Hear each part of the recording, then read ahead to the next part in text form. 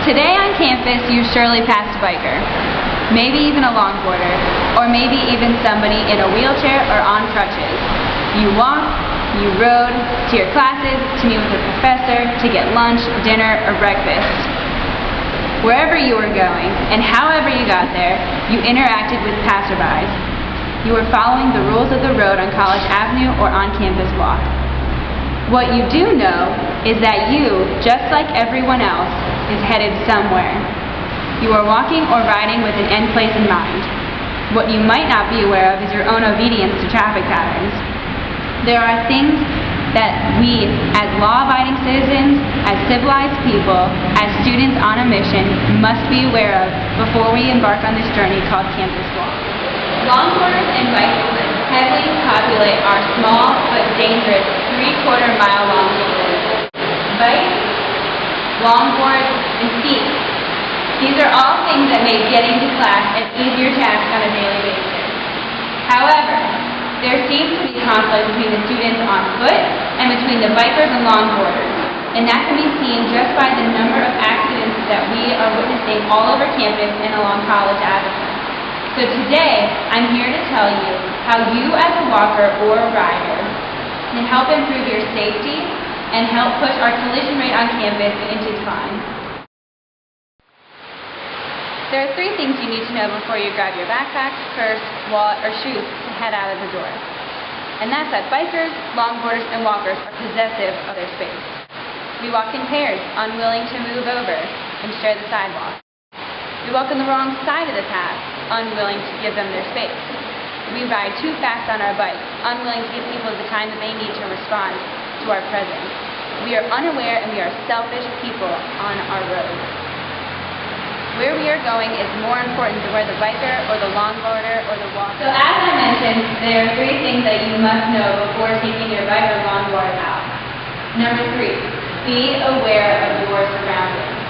If you decide that you are going to take your bike or longboard from Willard to the gym, let's say, you already know a few things. Number 1, it will most likely be crowded right outside of the door. Watch out for people. Who's on their phone?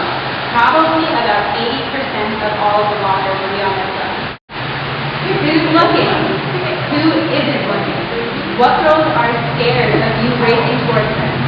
What people could care less? And watch out for those notorious mean doors outside the net. Someone might just let the door open as you're riding by. Then what? Ride slow, take your time, and be cautious. Number 2. Take the best biking path possible. People do not pay attention to you. You might get pushed into a bush or collide with other bikers or longboarders who are also riding on the wide paths on campus, near the library or near Lee Hall specifically. You always need to have it out. Riding on College Avenue, simply put, not a good idea. Where do you go if there's no room for you on a bike? The bushes?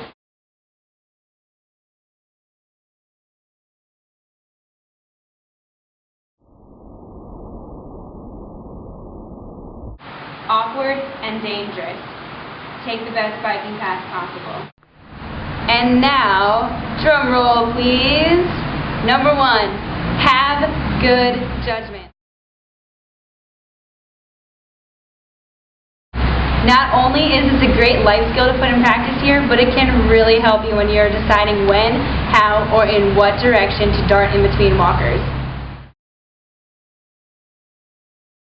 Do I want a helmet here, or to not be able to use my fingers again because I smacked my head on the spot? Helmets can reduce risk of injury by 85%, brain injury by 88%, and severe brain injury by more than 75%. 1 in 8 bicyclists with reported injuries has a traumatic brain injury. Another great example. In the UK, this little girl's life was saved by her helmet when she fell off of her bike and into the road while trying to avoid pedestrians on the sidewalk. Overcrowding on the sidewalk forced her to move around people and lose control of her bike. A car ran over her arm, shoulder, and her head. She walked away with only bruising and scratching. This is a helmet after the accident.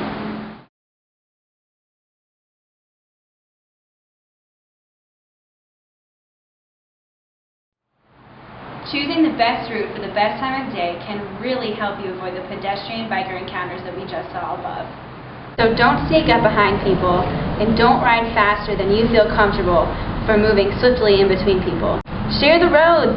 The walkways will be a much happier place to be, let alone less awkward after you've knocked someone off their bike or longboard.